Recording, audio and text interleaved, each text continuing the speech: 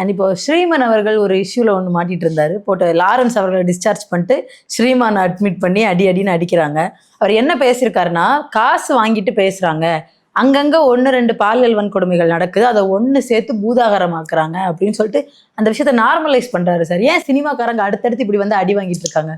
அதாவதுமா, சினிமான்றது வேறு. சினிமாவில் வந்து பார்த்தீங்க அப்படின்னா ஒரு கற்பழிப்பு காட்சி நடக்குதுன்னா அது ரெகுலராக படத்துக்கு ஒன்று நடக்கும். அதுக்கு ஒரு சீனை இதெல்லாம் ரெடி பண்ணுவாங்க. ஸோ அந்த மாதிரி அவர் பார்க்குறாரு. சினிமாவில் நடிச்சு அப்படியே பார்க்குறாரு. நடந்துச்சா, எதுக்கு ஒரே சீனில் இத்தனை வைக்கிறீங்க அப்படின்ற மாதிரி அவர் ஃபீல் பண்ணுறாரு.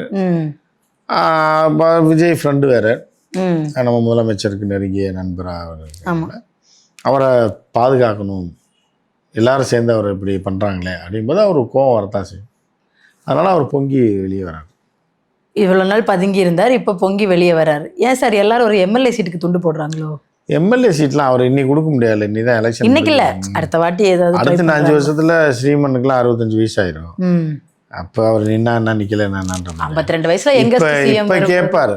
இப்போ ஏதாவது ஒரு மேயர் கேட்பார்.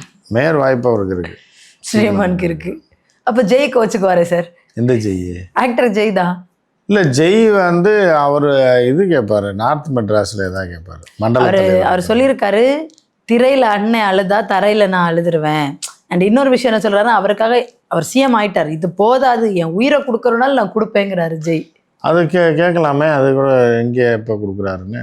இல்லை, அவர் கேட்டா, சிஎம் சார் கேட்டால் கொடுத்துருவாராம். அப்படியா? அவர் தான் வேற யாரும் கேட்டால் கொடுக்க மாட்டாங்க. இல்லை, சிஎம் சார் கேட்டால் மட்டும்தான் கொடுப்பாராம். என்ன சொல்லி ஒரு விஷயம் ஒன்று நடந்திருக்கு அவருக்கு. என்னன்னா, கோயிலில் ஒரு அவமானம் நடந்துச்சான் ஜெய் அவர்களுக்கு. ஜாதி ரீதியான அவமானமா எதுன்னு தெரியல, பட் ஒரு அவமானம் நடந்தது. அதனால நான் வந்து முஸ்லீமா மாறிட்டேன், அங்கே எல்லாரையும் சமமாக பார்க்குறாங்க மசூதிக்குள்ள அப்படிங்கிற மாதிரி சொல்லியிருக்காரு. இப்போ விஜய் அவர்களோட ஆட்சியில் மறுபடியும் ஒரு பிராமணர் கோயிலோட அந்த இந்து சமய அறநிலைத்துறை அமைச்சராக நியமிக்கப்பட்டிருக்காரு. இப்படியும் பேசிட்டு இந்த பக்கமும் சொம்பு தூக்குறது ஒரு முரண்பாடாக இருக்குல்ல சார்? யார் சொம்பு தூக்குறா? ஜெய் தான். இல்லை, ஜெய் வந்து அந்த அளவுக்கு நாலேஜ் கிடையாது.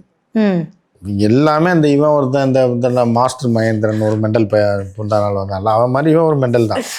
இவங்களுக்கு என்னென்னா, அதிர்ஷ்ட வாய்ப்பு திரைத்துறையில் ஏதோ நண்பர்கள் கூட இருந்ததுனால ஒரு படத்தில் வாய்ப்பு கிடச்சி அடுத்தடுத்த படத்தில் நடித்து அவ்வளோதான் தெரியும்.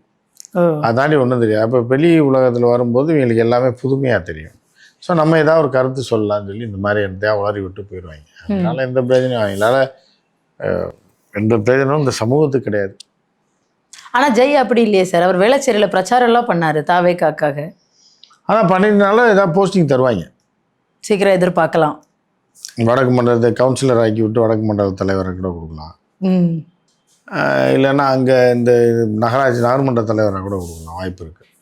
ஆளாளுக்கு ஒரு பதவிக்கு தான் அடி போடுறாங்க. அது என்ன, இந்த நார்த் மெட்ராஸில் ஒரு இது இருக்குது, நகராட்சி இருக்குது, அதில் கூட நகர்மன்ற தலைவர் ஆக்கலாம் அந்த ஏரியாவில். ஓகே.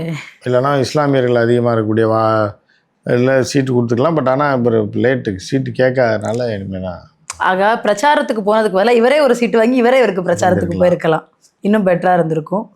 அண்டு கடைசியாக ரொம்ப இம்பார்ட்டண்டான ஒரு கேள்வி சார், ரூமரா இல்லை இவங்க உண்மையிலே சொல்கிறாங்களான்னு தெரில, அடுத்த 30 வருஷத்துக்கு விஜய் தான் சிஎம்ங்கிறாங்க. எல்லாம் ஆசைப்படுறது அப்படி தான் ஆசைப்படுறாங்க எல்லாருமே. நீங்கள் வந்து பார்த்தீங்க அப்படின்னா, ஆசைன்றது கனவு கற்பனைகள் அவங்களுக்கு இருக்கிறது, அதை நம்ம குறை சொல்ல முடியாது. அவங்க அப்படி இவங்க தான் 30 வருஷம். ஜெயலலிதா சொன்னாங்க நிரந்தர பூச்சியாளர்னாங்க, செத்தவனே கொண்டு போய் புதைச்சி ஆளாளுக்கு நாய் அடிச்சுக்கிற கதையில் அடிச்சுக்கிறாங்க, நான் தான் நீ தான். ஸோ அந்த மாதிரி தான் வாயில் வந்து சொல்ல வேண்டியதான், அவங்க ஆசைப்படுறத சொல்ல வேண்டியதான். நடக்கும் நடக்காதுன்றது பிற்காலத்தில் எத்தனை இது நடந்திருக்கு, அதை வச்சே தெரிஞ்சுக்க வேண்டியது. இப்படி தானே சார் அவர் சிஎம் ஆயிடுவேன்னு சொன்னப்போலாம் நம்ம வந்து அதை பெருசாக பொருட்படுத்தாமல் இருந்தோம். இப்போ தானே கட்சி ஆரம்பிச்சிருக்காரு, இருக்கலாம் 30 வருஷம் இருந்து பாருங்க. நீங்கள் புரியல, இப்போ உங்களுக்குலாம் வயசு இருக்குது, 30 வருஷம் நீங்கள் இருந்து பார்க்கலாம் அவர் எப்படி சிஎம்மாக பண்ணுறாரு அப்படின்றது. அது உங்களுக்கு அந்த வாய்ப்பு இருக்குது. பிரதமர் ஆகிறதுக்கு வாய்ப்பு இருக்கா சார் அவருக்கு? இருக்குமா, எதையுமே இல்லைன்னு சொல்லிட முடியாது. ஒரு டிவித்த ஒரு மாபெரும் மேதை பிரதமர் ஆகும்போது அதான் அந்த மாபெரும் மேதை விட்டு கொடுத்துருவாரு அந்த பிரதமர். இல்லை, அவருக்குன்னு ஒரு வயசு இருக்குல்ல, அவர் வயசு இவரை விட 25 வயசு கூட. அப்புறம் அவர் ஆட்டோமேட்டிக்காக அடுத்து 10 வருஷம் இல்லை 85 இவருக்கு 65 தானே ஆகும். அப்படி இருக்கும்போது வாய்ப்பு இருக்குது. அவர் ஏஜில் ஒரு பிஎம் ஆகிற கூட வாய்ப்பு இருக்குது. ஆனா அதுக்கு இவர் பிஜேபியில போய் சேரணுமே சார். பிஜேபியில் எதுக்கு சேரணும்? இவர் தாவேகாலே ஆவார். தாவேக்காவை இப்ப வெறும் தமிழக வெற்றி கழகம் இருக்குது, அகில இந்திய தமிழக வெற்றி தமிழக வெற்றி கழகம்னு கழகம் சார்பில் பிரதமர் அகில வேட்பாளரா? இந்திய பிரதமராக வருவார். ம். அது கட்சி பேர் இருந்தால் மட்டும்தான் நீங்கள் இப்போ பிரதமர் ஆகணும்னு அவசியம் கிடையாது. எந்த பேர் வேணாலும் வச்சுக்கலாம். ராமசாமின்ற பேர் வச்சுக்கலாம், குப்புசாமின்ற வச்சுக்கலாம், ம்.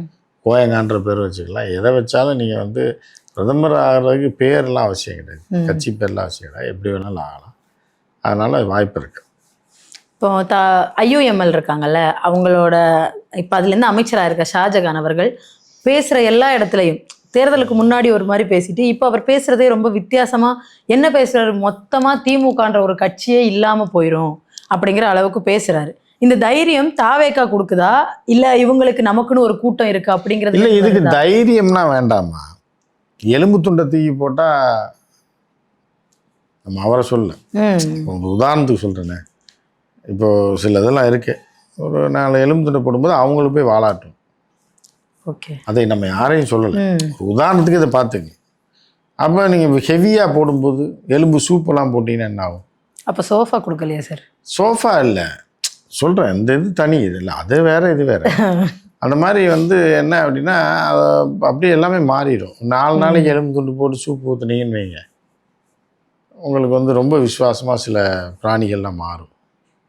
அந்த மாதிரி தான் அது. அப்போ முன்னாடி இப்படி இருந்துச்சே, கடிக்க வந்துச்சே, குலைக்க வந்துச்சே அப்படின்லாம் சொல்லக்கூடாது. இன்றைக்கி நிலமை என்ன, இன்னைக்கு போட வேண்டியதை போட்டால் நம்ம சொல்லலாமா, லாரன்ஸ் சொன்னார் நம்ம சொல்கிறோம்.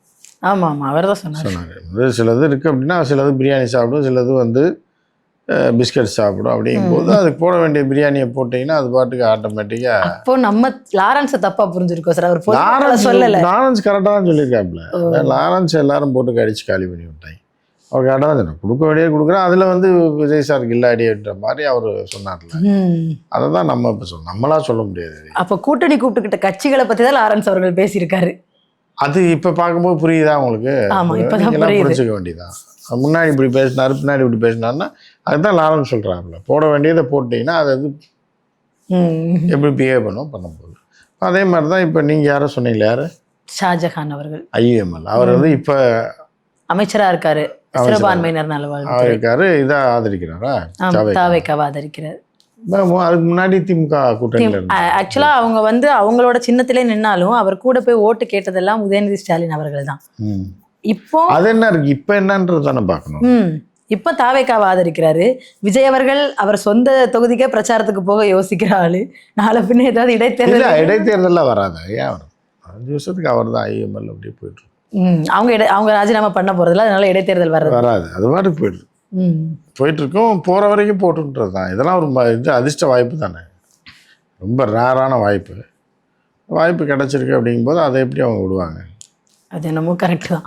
அண்ட் அவங்களுக்கு ஒரு இப்படி எடுத்துக்கலாமா சார், எதுக்காக இதெல்லாம் பேசுறாங்கன்னு வரும்போது இத்தனை வருஷம் கழிச்சு எங்களுக்கு ஒரு அங்கீகாரம் கிடைச்சிருக்கு, அது தக்க வைக்கணுங்கிற எண்ணமா? அது அங்கீகாரம்லாம் கிடையாதுமா. பதவின்றது என்ன அங்கீகாரம்?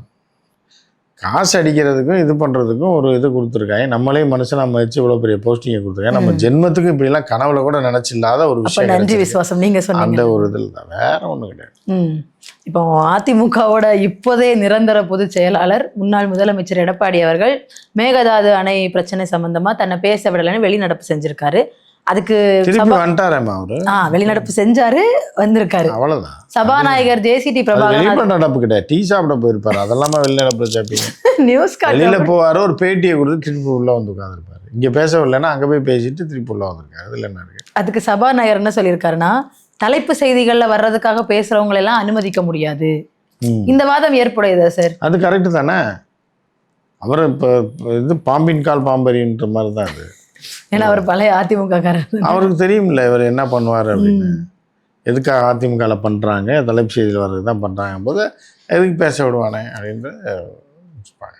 நெட்டிசன்ஸ் என்ன சொல்றாங்கன்னா, இல்லை தலைப்பு செய்தியில் தாவேக்கா மட்டும்தான் வரணும்னு தான் அவங்க இந்த மாதிரி பண்ணுறாங்க. ஆமாம், அதுதான் உண்மை. அப்போ அவங்க ஆட்சியில் அவங்களுக்கு ஓட்டு போட்டால் அப்புறம் அவங்க வராமல் அவங்களுக்கு வந்து எதிர்கட்சி தலைப்பு செய்தியில் வர்ற அளவுக்கு அவங்க இடம் கொடுத்துட்டு வந்துருப்பாங்க. ஆமாம், தலைப்பு செய்தியில் வர்றாங்க சார்.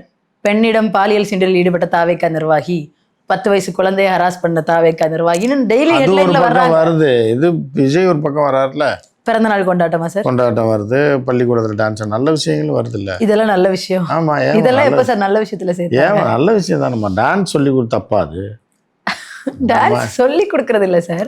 ஒரு உயர்கல்வித்துறை அமைச்சர் போய் ஆமா, அவரே ஒரு அமைச்சரே சொல்லி கொடுக்கறதுன்றது எவ்வளவு பெரிய விஷயம். ஓ, இது வரைக்கும் யாருமே அந்த வாத்தியார, டான்ஸ் வாத்தியார, பிடி வாத்தியார சொல்லி கொடுப்பாங்க. அமைச்சரே சொல்லி கொடுக்கும்போது அது வந்து ஒரு பெருமைக்குரிய ஒரு விஷயம் தான்மா. எல்லாத்தையுமே தவறான கண்ணோட்டத்தை நீங்க பார்க்கக்கூடாது. அந்த நேரடியாக களத்தில் வந்து அந்த பாட்டுக்கு, பழைய பாட்டுக்கு ஆடி இருக்காரு, அதுதான் பிரச்சனை. ஆனால் அவர் இப்போ உள்ள ஜனநாயகனை போட்டு ஆடிக்கிட்டாரு. பிளாஸ்ட்னு ஏதாவது ஆடி இருக்கலாம் சார், இன்னும் ரீச் ஆயிருப்பாரு. இப்போ சிடி கிடைச்சிருக்காது, அந்த நேரத்தில் கிடைச்ச வச்சுக்கோங்க. இன்னும் ஒரு முக்கியமான நியூஸ் இருக்கு சார். என்னன்னா, போற இடத்துல எல்லாம் விஜய் அவர்களோட போட்டோவை கையிலே தூக்கிட்டு போறாங்க நம்ம தாவேக்காவோட அமைச்சர். அவங்களோட தலைவர் அப்புறம் கையில தூக்கி, இது ஒரு ஆக்வர்ட் பிஹேவியரா இல்லையா? கையில தூக்கிட்டு போனது என்னமா இதுல என்னமா இருக்கு? விஜய் அவர்கள் கட்சி ஆரம்பிக்கிறதுக்கு முன்னாடி விஜய் மக்கள் இயக்கம்னு ஒண்ணு வச்சிருந்தாங்கல்ல, அதுல கூட இந்த மாதிரி அப்பப்ப மழை வெள்ளம் வரும்போது நிவாரணத்துக்கு பொருட்கள் வழங்க போகும்போது இப்படி போட்டோ ஒருத்தர் அதை புடிச்சுக்க ஒருத்தரை வச்சுட்டு மத்தபடி எல்லாம் பண்ணிட்டு இருப்பாங்க. அதே மாதிரி ரத்தம் கொடுக்க படுத்திருக்கிற இடத்துல ஒருத்தர் தலைமாட்டில போட்டோ பிடிச்சி. ஆமா, அவர் தான் அவர் ரசிகர் கொடுக்குறாருன்னா மக்களுக்கு தெரிய வேணாமா? அமைச்சர் சார் அவரு. ஏமா அமைச்சர்னா என்னம்மா நீங்க அமைச்சர் ஏமா அப்படி பிரிச்சு பாக்குற? அமைச்சர் வந்து சராசரி ஒரு மனிதன். அவர் அமைச்சர் ஆக்குனது யாரு? விஜய் அவர்கள். அப்புறம் அவரோட படத்தை கொண்டு நீங்க வந்து என்னன்னா, இந்த சமூகம் வந்து என்னன்னா நன்றி கேட்ட சமூகம், தமிழ் சமூகம். ஆமா சார், தேர்தலில் தெரிஞ்சிச்சு. தேர்தலில் தெரிஞ்சது இல்லைம்மா. அதாவது என்ன அப்படின்னு பாத்தீங்கன்னா, இப்ப நீங்க இருக்கீங்க, உங்க வாத்தியார் காலில் விழுந்து கும்பிடுறீங்களா? கும்பிட மாட்டேன். அவங்கள சொல்லி படிக்க வச்சு இப்போ 5 வருஷம் சொல்லி கொடுத்த வாதியாரை மதிக்க மாட்டீங்க. நன்றி இருக்கு சார். நன்றி இல்லை, ஒரு என்ன அவரை இப்போ ஒரு ஃபோட்டோவை கொண்டு வீட்டில் வச்சுருக்கீங்களா? என்ன நீங்களா மனசுக்குள்ள நன்றியை வச்சு யாருக்கு அது தேவை? நீங்களா நம்ம வாதியார் அவருக்கு நான் ஆற்ற நன்றி கடன், நான் வாழ்க்கையில நல்ல நிலைமைக்கு போயிருக்கேன், அதனால அவருக்கு என்ன பிரச்சனை? நீங்க என்ன சந்தோஷம்? அதெல்லாம் சும்மா வடை சுடுறாங்க. அவர் சொல்றாரு. நீங்க வளர்ந்தது அவருக்கு என்ன சந்தோஷம் இருக்கு? அவர் யாருன்னே தெரியாது. உங்களை வளர்த்து விட்டது யாருன்னு அடுத்த ஆளுக்கே தெரியாது. நீங்களா சந்தோஷப்படுறீங்க, அவரா சந்தோஷம்னா அது பொய். இது மாதிரி வந்து நீங்க போட்டோ வச்சாதான் என் தலைவன் எனக்காக பதவி கொடுத்துருக்காரு, அவர் போட்டோ வச்சு நான் ரத்தம் கொடுக்குறேன். அதுக்குதான் அதிமுக ஒரு ஷார்ட் ரூட் வச்சிருக்காங்க. எல்லாரும் பக்கத்துல அம்மா போட்டோ இருக்கிற மாதிரி இவர் விஜயோட போட்டோ வச்சிருக்காங்களே, அதுவும் வச்சிருக்காங்க. நிறைய போற இடத்துல தூக்கிட்டு போயிட்டு இருக்காங்க. இது வெளியில தெரியல அந்த போட்டோ. அப்படி கிடையாது. ஜெயலலிதா ஆட்சி, அதிமுக ஆட்சி எதுக்கு மக்கள் ஒழிச்சாங்க? அது சரியில்லைன்னு ஒழிச்சாங்க. சரி, அந்த போட்டோ தெரியல, நன்றி இல்லை இவங்களுக்கு. இப்ப இவங்க கையிலேயே தூக்கிட்டு போகும்போது சரி விஜய்னாலதான் அவங்க வந்திருக்காங்கன்ற ஒரு இதுதான். ஆனா என்ன சொல்றாங்கன்னா, இவர் சும்மா போனா இவர் எந்த கட்சிக்காரரு எந்த அமைச்சரும் தெரியல, அதனாலதான் வெளியில தெரியற மாதிரி. ஆமா, ஏதோ ஒண்ணு வச்சிருக்காருல்லம்மா, ஏதோ ஒண்ணு தெரியுது இல்லை, இப்ப கண்டுபிடிக்கிறீங்கல்ல இப்ப நீங்க, அதுதான் வச்சிருக்காரு. அதுதான் அவங்களோட பிளான். வச்சுட்டு அவங்க பாட்டுக்கு ரத்தம் கொடுக்குறப்ப இவர் தான் இப்போ டிஎம்கே காரரை தான் கொடுக்குறான்ட்டா என்ன பண்றது? இவ்வளவு ரத்தத்தையும் கொடுத்து வேற அர்த்தம் வாங்கிட்டு போயிட்டான்னா அதுக்காக தாவேக்கா அமைச்சர்கள் கொடுக்குறாங்க. இப்படி ஓட்டு போட்ட தொகுதி மக்களுக்கே தெரியாத ஒரு அமைச்சர்களும் எம்எல்ஏக்களும் அது இனிமே தான் தெரியும். பழக்கம் இனிமே தானே வரணும். பார்க்க தான் பழக்கம் வரும். பார்க்க பிடிக்குமா இவங்களை அவங்க பண்றது தெரியல, அது போக தான் தெரியும். தொழில்துறை அமைச்சர் கீர்த்தனா வந்து 6000 கோடிக்கு பட்டாசு மட்டுமே ஒரே ஆளு இது பண்ணியிருக்காங்க அப்படின்னு ஒரு பேட்டி ஒன்று இதுக்கு முன்னே கொடுத்துருந்தாங்க. இப்போ நேற்று நம்ம முதலமைச்சர் விஜய் அவர்களோட பிறந்த நாளை முன்னிட்டு 1 மணி நேரம் வான வேடிக்கை தொழில்துறை அமைச்சர் கீர்த்தனாவும் நம்ம நடிகர் ஜெய் அவர்களும் உட்காந்து பார்த்துருக்காங்க. அந்த 6000 கோடி பர்ச்சேஸ் பண்ணது நம்ம தொழில்துறை அமைச்சரே பர்ச்சேஸ் பண்ணிட்டு பேட்டி கொடுக்குறாங்களோ தெரியல. அது என்னன்னு நம்ம அது வாங்கின இடத்துல தான் கேட்கணும். கீர்த்தனா இங்கே தான் இருக்காப்புல, இல்லை ஃபாரின் எங்கேயும் போலையா? இல்லை, வானவேடிக்கை இங்கே இருந்தால் பார்த்துருக்காங்க. அப்படியா? ஆமாம், அப்போ இங்கே தான் இருக்காப்புல போல. சரி, அடுத்து பண்ணுவாங்க, கிளம்புவாங்க. இப்போ தானே கொரியா போயிருக்காப்புல, அடுத்து நார்த் கொரியா போவாப்புல நினைக்கிறேன். போய் அங்கே அக்ரிமெண்ட்டை போட்டு அவங்க வெளிநாட்டுக்கு போயிட்டு வர கேப்பில் இன்னும் 2 நிறுவனம் ஆந்திரா போயிருமே சார். அது போயிட்டு போகுது. இப்போ நார்த் கொரியாவிலேருந்து ஒரு நிறுவனத்தை கொண்டாடுறாங்கன்றது பெரிய விஷயம் தானே. நார்த் கொரியாவில் உண்மையிலே நார்த் கொரியாவா சார்? ஆமாம்மா, அடுத்து அங்கே தான் போகிறோம். சவுத் கொரியா போயிட்டு வந்துட்டாங்க, இப்போ நார்த் கொரியா. அப்போ 4 நிறுவனம் போனாலும் பிரச்சனை இல்லை சார். நார்த் கொரியாவே வரும்போது ஒரு இது வந்துடும், அதனால வெயிட் பண்ணிட்டு இருக்காங்க. ஆயுதங்கள்லாம் வாங்க போகிறாங்க இந்த சிங்கப்பெண்ணுக்கு நார்த் கொரியாவிலேருந்து. அப்படியாவது சிங்கப்பெண்ணுக்கு பாதுகாப்பு கிடைக்கட்டும்னா சார், அவங்களுக்கே ராக்கெட் லான்ச்சரு அது இது ஏவுகணைகள்லாம் அந்த இவங்களை ஒழிச்சு கட்டுறதுக்கு, பெண்களுக்கு எதிராக இருக்கும் ஒழிச்சு கட்டுறது. அவங்கள நானும் தாவேக்காரங்களை ஒழிச்சு கட்டு 2 ஒன்று தான் சார். அதை அவங்கள வந்து வாங்குறாங்க, அதுக்கு போகிறாங்க. இதெல்லாமே புதுமை புரட்சி நடக்க தான் போகுது, நம்ம பார்க்க தான் போகிறோம். எவ்வளோ நேரம் ஆயிருக்கு லட்சுமி? ஆயிடுச்சுமா, 1/2 மணி நேரம் ஆயிடுச்சு. ஓகே தான், நன்றி மட்டும் சொல்லி எப்படி நன்றி? கடைசி ஏதாவது கேள்வி கேட்டு அதுலேருந்து நன்றி சொல்லவா? எப்படியாவது சொல்லுங்க. இப்போ உங்களுக்கு ஒரு கேள்வி, மோடி அவர்களுக்கும் விஜய் அவர்களுக்கும் 5 வித்தியாசம் சொல்லுங்க. 5 வித்தியாசம் சொல்றதுக்கு இது என்னம்மா, இது என்ன இந்த குவிஸ் போட்டியா நடக்குது? நீங்க சொல்லுங்க சார். 2 பேரை பத்தி தெரிஞ்சு வச்சிருக்கீங்க, ரொம்ப சப்போர்ட் பண்றீங்க 2 பேருக்கும். 5 வித்தியாசம். 2 பேருமே ஒரு அழகான ஆண்கள். 2வது பெண்களை கவரக்கூடிய அவர் இப்போ வெளிநாட்டு. சார் நான் 5 வித்தியாசம் கேட்டேன், நீங்க ஒற்றுமை சொல்லிட்டு இருக்கீங்க. ஒற்றுமை தான்மா, ஒற்றுமையிலேயே நீங்க வித்தியாசத்தை கண்டுபிடிச்சிக்க வேண்டியதான். சரி சொல்லுங்க. பெண்கள் வந்து ஈர்க்கக்கூடிய இது 2 பேருக்குமே இருக்கு. அதே மாதிரி பேச்சு திறமை 2 பேருக்குமே இருக்கு. தேவையான நேரத்தில் பேசக்கூடிய திறமை இருக்கு. அதே மாதிரி காஸ்டியூம் இருக்கிறதுல 2 பேருமே வித்தியாசமான காஸ்டியூம் அப்படின்றது இருக்கு. 2 பேருக்குமே நெருங்கிய நண்பர் 2 பேர் இருப்பாங்க. அண்ணா இது நான் புஷியானந்த் சொல்கிறேன். புஷியானந்த் ஒரு மாதிரி. அதே மாதிரி அவருக்கும் அமித்ஷா இருக்கார், நட்டா இருக்கார், அந்த மாதிரி இருக்குது. அந்த மாதிரி எல்லாம் கிட்டத்தட்ட 2 பேருமே ஒன்று தான். ஆனால் ஆள் வேற, ஸ்டேட் வேற. ஆனால் 2 பேரும் கிட்டத்தட்ட திறமையான கலைஞர்கள். நம்ம முதலமைச்சரோட நெருங்கிய நண்பர் வேறன்னு சொல்கிறாங்க, பட் நீங்கள் அதில் சிக்காமல் புஷியானந்த் அவர்களை இழுத்து விட்டுட்டீங்க. தொடர்ந்து பார்ப்போம் சார் இன்னும் என்னென்ன மாதிரியான மாற்றங்கள் வரப்போகுதுன்னு. நன்றி.